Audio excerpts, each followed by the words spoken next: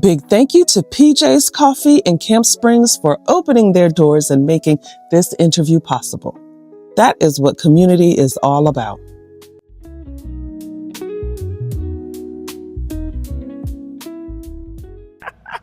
Oh, I'm cracking up. Listen, I am so excited. Guys, welcome to the Spotlight DMV. It is your girl, Rose, and this is a show where we highlight the movers and shakers in Prince George's County, the people that are making things move all across the DMV. And let me tell you, this discussion has been a long time in the making. I've been watching her. She's been watching me. Yes, absolutely. And so let me introduce my very special guest this morning, the founder of the Storehouse Food Bank, the only Black-run food bank in Prince George's County, Thee Mel Johnson. Welcome, Mel. Thank you for having me. Yeah, I'm so excited to have you here. You know, I remember when we first met. I don't know if you remember. I absolutely do. Cherries. Is that what you remember? Oh my gosh. Oh, you came to that? Yes. Oh my gosh. Yes. I was thinking about in a minute. No, girl, cherries. Oh That's my when gosh. we first met. That was like in your earlier days. Mm-hmm. So Mel does monthly food giveaways. And in the very beginning, she was posting on Facebook about, you know, people come pick up this food. I got some food and I need y'all to come pick it up. So she showed some pictures of all these boxes of cherries. And that weekend, my church was having a community day. So I went over there and I just started gabbing because that's what I do. I like to talk.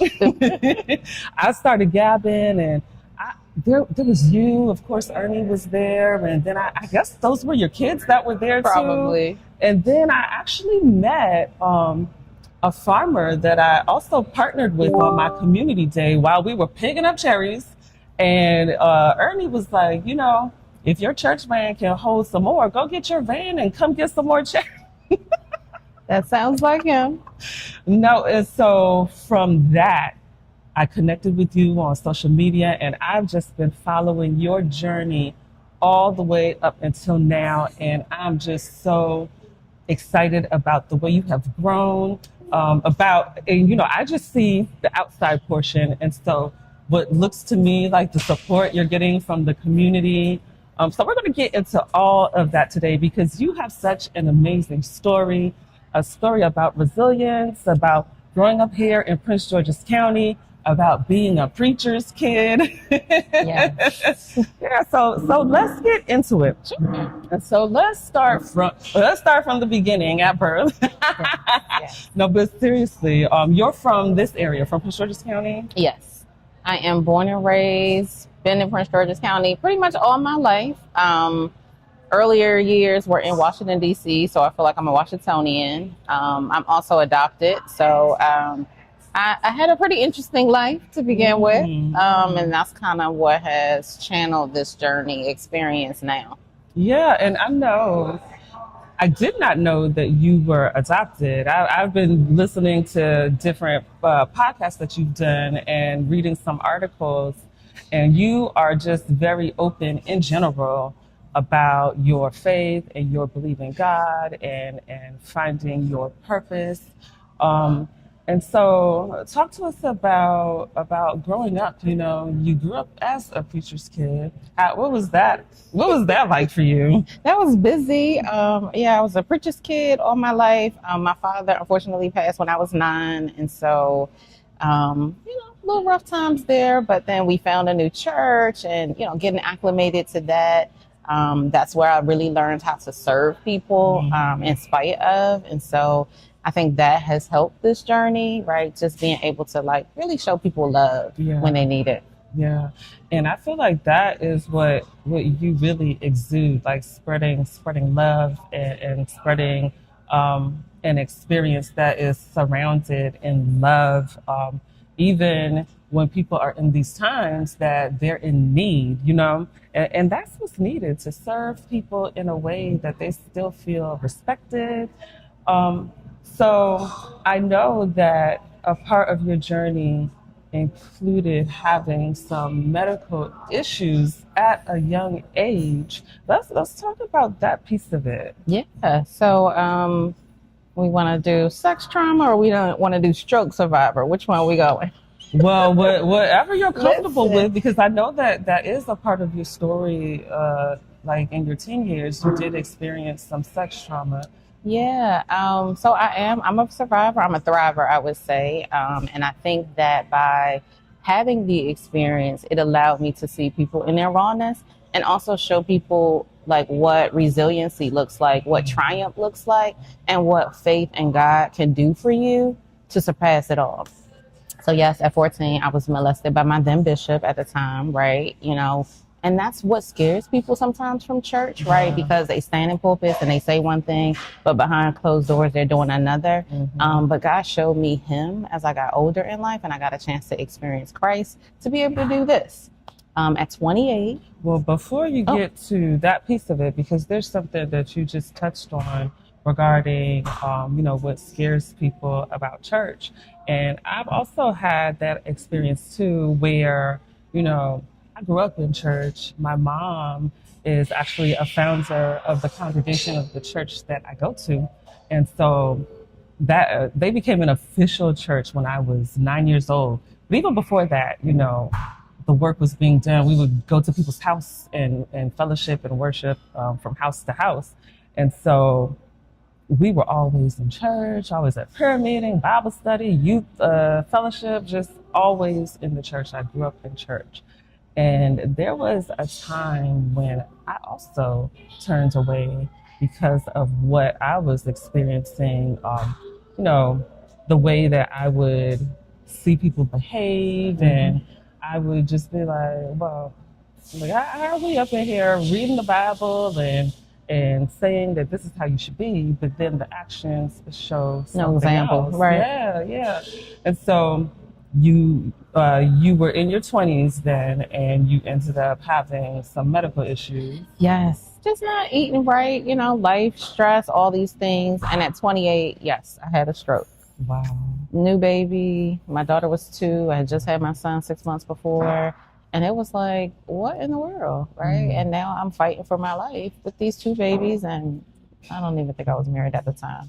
Let me think. Yeah, I wasn't married at the time. We got married later, y'all. But that was a fight, right? To be able to, Black women, we suffer a lot with, health issues and heart health issues, right? Because there's really so much on us. We are responsible for a lot, right? Yes. And so this experience, thriving through, has allowed me to love on people, love on the women that just need a break. And I think, too, a part of that story for Black women and going through pregnancy and the things that you experience. And sometimes these medical professionals are just dismissive of what you're telling them, of some of the symptoms that when they present in other people, it brings about one type of discussion, but when it presents in us, it gets skipped over, you know? And so when you had the stroke, at that time, were you back in church? Did you have a relationship with God at that time? So I feel like I've always had a relationship with Christ. I don't think that it was something that left. I think that I saw things, like to your point, that I didn't appreciate anymore. I didn't like what was happening. I felt like it was not God's love. And so with that, I did decide, to take a back seat. One thing I did find, though, was my faith did kind of increase because I had to live. I had to live for these kids I just had, and they needed their mama. Yeah. So there were some times, and even for the health piece, right? It's so important that we have people to advocate for us and our health. When I had my stroke, I was taken to one hospital, and Ernie was not having it. He didn't like the way that they were responding. My mother didn't like it, and they took me to another hospital. Wow, I love that. I love that. And you need people like that on your side to speak up for you and on your behalf. And when they don't like what they see, we out of here. Out of there. Yeah, that's a kudos, Ernie. Yes, that's shout out Holy Cross. I don't know, but I loved it. Y'all was good. Oh, now I'm wondering if my sister was there. She used to work at Holy Cross. Oh, okay. So, yeah. So let's talk about the getting inklings of the Storehouse and how that came about. Because were you in this industry before? No, I didn't know anything about food. By training, I'm a project manager for healthcare companies. I did software implementations, nothing to do with anybody's onions or potatoes. I started making my six figures. My family is traveling. We're enjoying life. And God was like, leave. And I was like, no, this Leave is your good. job. Leave my job. It was clear. Probably about 2015, 2016, he was like, go. And I was like, I finally made it. And I'm not going anywhere. And so 2017, I got laid off because he was like, you didn't hear me. Wow. So I'm going to fix it for you. That part. Powerful. Yeah, and then I had no choice, right, but to really get clear and hear. Yeah. And then progressed on, COVID happened. We started doing just service. I knew that I was supposed to serve people, and COVID happened. And so we had an opportunity to partner with local churches to just figure out ways that we could really give back. And then when I turned 40, I fasted the year that I turned 40. Fasting is a thing, but when you fast, you really get a chance to hear clearly what God is saying. And so I fasted for about a month or so, and in March, God was like, "This is what I want you to do, and this is what you need to call it." And I'm like, "What is a storehouse?" Oh wow. So let's talk about the fast, because you said you fasted for a month.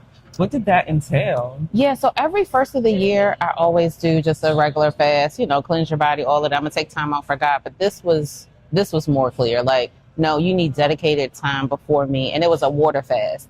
And I didn't tell anybody. And I had two girlfriends, Crystal and Michelle. Secretly, that was our fast. And my best friend, Jocelyn. That was what we did. We fasted. And when I tell you we were getting ready to fall out, we were getting ready to fall out. Okay. And we fasted water only from 6 to 6 every day for over 30 days. Because I was like, I heard what he said. What is this? And I needed people that would pray me through, because I knew we were going to launch something great. Yeah. Oh, that is so amazing. Fasting takes discipline. I've done a juice fast before, and that was hard. And I'm eating and drinking, so I can't even just imagine just water for 12 hours. And so after the 12 hours, did you eat? We did. We ate like raw vegetables. Yeah. Raw fruits and vegetables, but no cooking, no meats. And y'all know I'm thick, so that was a lot. Okay, so you fasted and you received a message during that time saying what exactly? Feed my people. Call it this. Just like that. And I know what it's like to, first and foremost, to be searching for something, right? To feel like you are missing something, because I experienced that throughout my 20s, my early 30s. I would keep asking, like, why am I here? What is my purpose? I don't understand why I'm here. And in my mind, it was more around having a successful career, making an impact in that way. And so I got a job at an organization, and I loved it. And at that time, I felt like, okay, this is what I was searching for. Until then, in 2022, when we had to go back to work, I started feeling like, yeah, this is not for me anymore. It's not for me. We were back in the office full time, and I was so uncomfortable, and I just was feeling a lot of angst. And I call that the squeeze, right? Because even before that, I kind of wanted out, but I made some nice money. Okay. Money will keep you places. Listen, so me and some of my colleagues, we used to call it the golden handcuffs, right? Because I'm like, I don't know if I would go if somewhere else would pay me this much to do what I'm doing. And so even though I was borderline not happy, because of the money, I would stay. And then 2022 came, and I just was like, yeah, I don't want to do this, but I don't know what I want to do next. And I have been working since I was, 15, 16 years old, never without a job after that. And because I didn't know what to do, and people were like, oh, well, update your resume. Like, and then do what? Like, I don't even know what to put on my resume. Like, I just had zero clarity about what was next. And my husband kept saying to me, just go ahead and leave. Like, I got us. Like, Thank God for a yeah. supportive husband. Listen, but he had to tell me that for months before I finally took the step. And even once I took that step, right, I gave my notice. I ended up leaving in October of 2022. And so after that, like I was depressed. Like it was difficult, and I didn't know what to do next. So what did you experience once you left? Because I know people hear when you talk about, oh well, yeah, God told me this, and then this is what I did, and now I'm here. But let's get into that in between and how you had to navigate that calling. Yeah, so what I have found with answering a yes to God, it is not going to be pretty. Mm-hmm. It will not be pretty because He's testing you to see if you're really going to do what He says, irregardless of whether He supports it or not. And so for me, leaving my job wasn't that hard, right? I did kind of fall out a little bit because I lost my job, right? And I had a cushion, so financially we were okay for a little bit. Mm-hmm. And then the well runs dry, right? You're talking about 2 six-figure earner, income family, household. We doing a lot. I like bags, all of these things. And that changes to like, how we gonna make it? Mm-hmm. And builds out what you're saying. So yes, there was a test of my faith. I lost my goddaughter unexpectedly in a car accident. We launched in June of 2022. In July of 2022, she was killed in a car accident. Wow. Like I watched this baby be born, right? And so that shook me to almost quit it. Like I can't do this, have emotions. Like I can't do what you're telling me to do. And these things are falling apart in my life. But I pressed forward. We experienced some loss financially building this out. You know, initially people were like, why are you doing this? This has nothing to do with, you know, your mission. This has nothing to do with like what you on paper look like you should be doing. It was a lot of trust, right? How do I come home to my husband and say, okay, we're going to build a food bank, and we know nothing about that. And then I also saw, like, being honest, around here people gatekeep. And so that was its own level of trust, right? Because I had to show God, like, I'm giving you all I got. You got to do something. Yeah. And I know there was the piece of it where you talked about, because, you know, your husband was still working and you had to come to him and be like, you know, not just we're going to start this food bank, but I'm going to need your money to fund it in the beginning. That part. In the beginning, we still there. There is that's a whole nother story. We'll get to that. But yes, I had to ask my husband to fund not just our lifestyle, but now manage the lifestyle of others, right? That's a lot. And you want your family, you know, you want money in your pocket. You want to be able to do certain things. And so to come up with $6,000 a month is unheard of for just a regular family. We're not rich. Thank God it's grown where now people want to be a part. But you're talking about, you know, early days. If you knew Cherry Days, you knew that was a struggle. That rent was like $4,700. We are paying that out of pocket, right? Because God told me to do something. And it got scary. I watched people leave that I thought were going to ride with us. They were gone. And so that was another testament of faith. Yeah, 100%. So that's an excellent segue into where I wanted to go, because, you know, I know one of the big challenges that you faced was, I think it was last year, where something happened with the building that where you were, I guess that was the warehouse where you received all the food and everything. Yeah, that was the next level of faith, right? So I'm thinking, we're serving. We finally got a space. We're doing right. People are coming out. We got cute pictures. All is well. And then our landlord slaps us with a 15-day termination notice, not because of rent, but apparently folks were complaining about us. And we were, as I quote, a nuisance to the community. So that snatched me heart, mind. Now, if I was going to quit, it was definitely that time.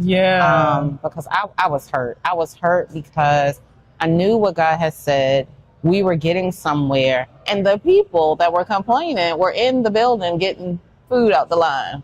Wow. Yeah. Wow. So as far as that, it was just like, okay, y'all gotta go. There was no like, okay, let's work together and see how we can make this work. No, so that's still, what's the word? I'm looking into my legal options for that. But there was no notice. I wasn't made aware prior to. I literally got a FedEx envelope with 15 days, and that was it. My goodness. So then how did you navigate that?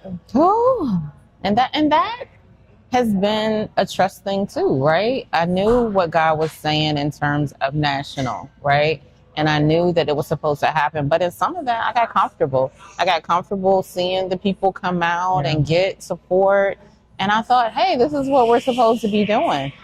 But where we are now, the line has even doubled, right? From what we were.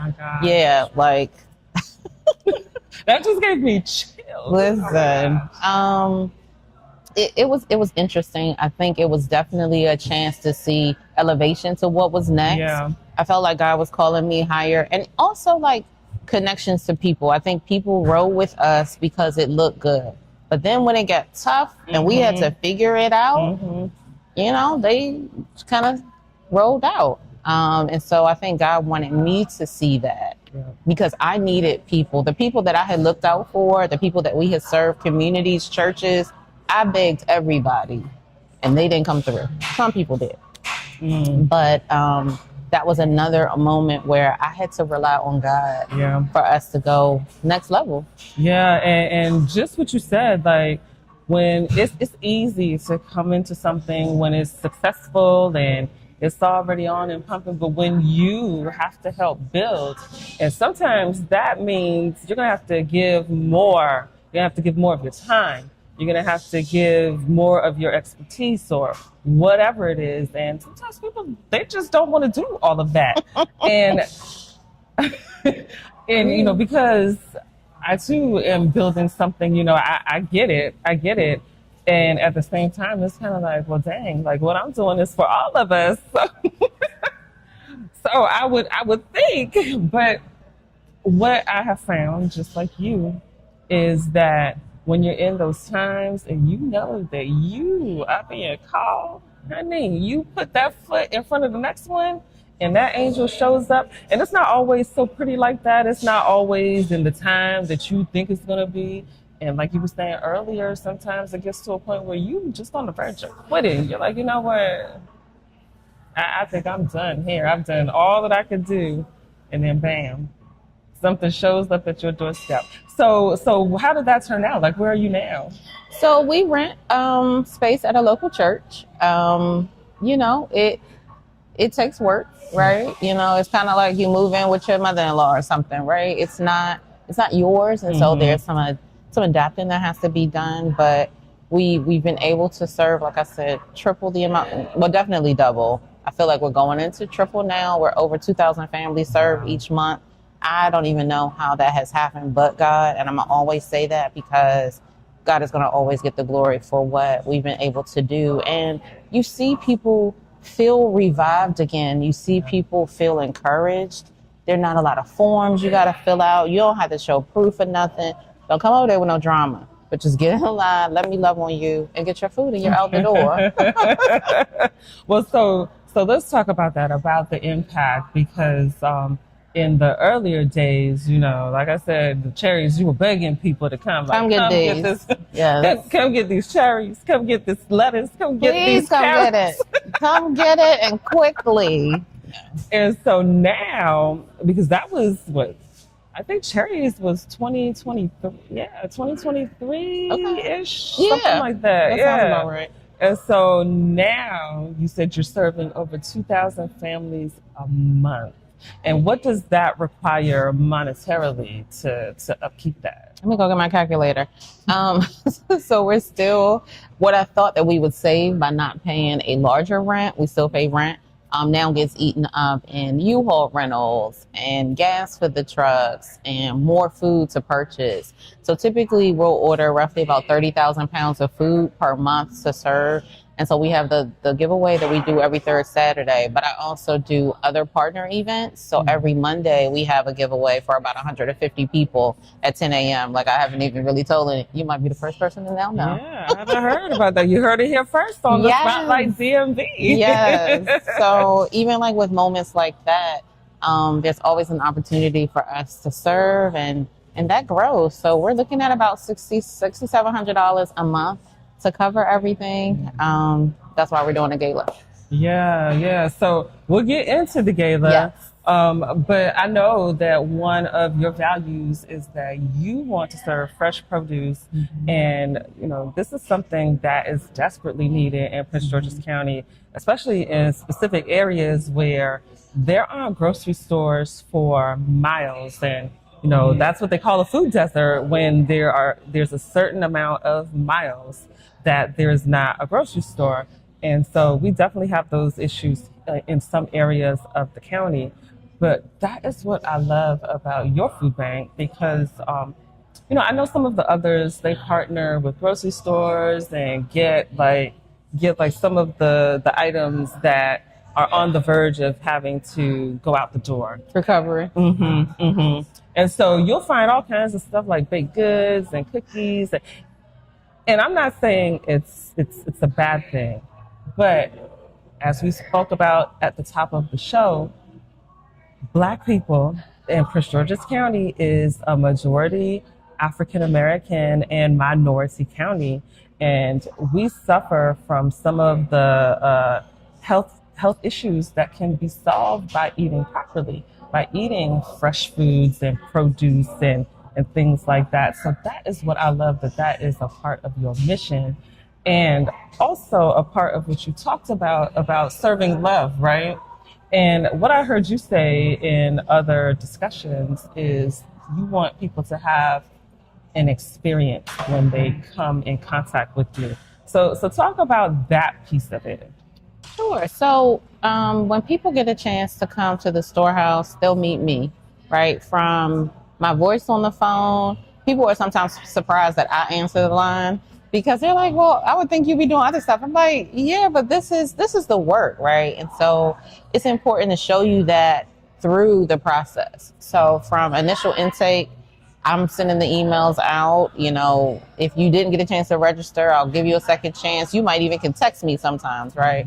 Now I have to get a new phone. But anyway, you might can text me just to connect, right? And I've noticed that a lot of our seniors, they feel like, oh my gosh, you were so patient with me. You didn't just send me to the website, because I can hear, hey, there's some level of delay, or, you're busy, or you can't navigate the website. Okay, it takes me 2 seconds to just key your information in. But that's a part of the love that I can take the time, and I want you to come back, and I want you to tell other people that somebody cared about you, right? And then when you're on your feet, guess what? Come volunteer with us so that we can show people greater, hey, this is a good thing. This is service and love. I came, I feel valued, I feel empowered when I leave. Yeah. It's more than just food. So. Oh, I love it. And then also you don't only just do food, you have toy drives as well. Yes. So definitely building relationships with our families. We've learned, hey, you know what? I got this other need, right? And you can't do it all, but maybe you know how to connect us to other resources. And so, yes, we've launched our book bag giveaway, our backpack giveaway in August. And then we have the Storehouse Christmas, which doubles as our kind of toy giveaway. And that's really cool. I didn't want people standing in lines outside. I wanted a party, literally. I wanted to have a party. And some of my people were like, that's going to be expensive. And I'm like, it's okay. We're going to figure it out, right? And so we've been able to do that by building relationships with amazing people like you to say, hey, let's just pull together and just show people love. It's simple. It's not hard. Yeah, it's so simple. And that the woman that I met, Farmer Nikki is her name, and that is a part of how she likes to present the food that she gives away too. She sets everything up like a farmer's market. And she said, I want people to come in here and still have their pride. It's not like I'm packing something and giving it to you. You come in and you shop and you pick what you like. And I was like, I just love serving in love. And we're not just serving in love, we are serving up the Lord, honey. Okay. Look up the Storehouse, y'all. Look it up. So let's talk about the gala because that is coming up very soon. Yes, let's talk about it. So the Service Ball is our annual fundraiser and the official gala of the Storehouse. The goal for that was not just to fundraise, but be a space where we're celebrating a lot of unsung heroes in the county. Like there's some amazing people doing some really cool work. They don't have the big names, right? They don't get all the lights. Well, what about somebody like me to highlight them in that space and invite bigwigs like you to come out and party with us? So yeah, that's what's happening. May 25th, 25. I love that. I love that you are taking this opportunity to highlight other people that are, serving love as well. It's so important that we celebrate each other and for a good cause. So guys, make sure you come out to the Service Ball May 25th. I'll be on the red carpet doing interviews, and I want to interview everybody. I want y'all to come and talk about, your experience being in the community, talk about what it's like to be at the Service Ball, and talk about how you are you want to join the mission of the Storehouse and serving your community as well. It's so important that we build what we want to see in our community. And so, Mel, how can the community help you? I know you want us to come to the Service Ball, and after that, what else do you need? Yes, so we need voices. We need advocacy. We need people knowing that this organization exists, but not just we exist, right? But we're determined to empower people. Yeah. So our organization does not serve processed goods. We won't serve you canned food, right? And, people try to change my mind a little bit, but that's the focus, right? Making sure that families have good quality foods, right? And we need people to help us share that mission and that awareness with other community spaces. Yeah, and they need money. We need money. We need a coin. We need volunteers. So all of these organizations, from D9 to other places, if you're looking to volunteer and partner, here's an opportunity to do that. Oh, I love that. Yes, because it's monthly every Saturday.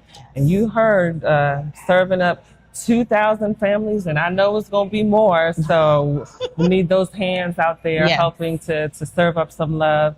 And so, Mel, thank you. Thank you. Before we go, how can folks connect with you? Sure. So you can follow us online we changed our handle. We've grown up a little bit. Now it's the Storehouse US, all one word. Or follow me, Thee Mel Johnson. Awesome. I'll link everything in the description, guys, so that you can connect with Mel. And thank you so much for the work that you are doing in the community. This is something that is needed. And, I continue to pray for you and your team and for your success. Thank you so much. Thank you. Thank you for having us. Yes, of course. We did it. Yes. Thank you. Oh my gosh, yes. I appreciate you so you. much. I'm mad about the cherries.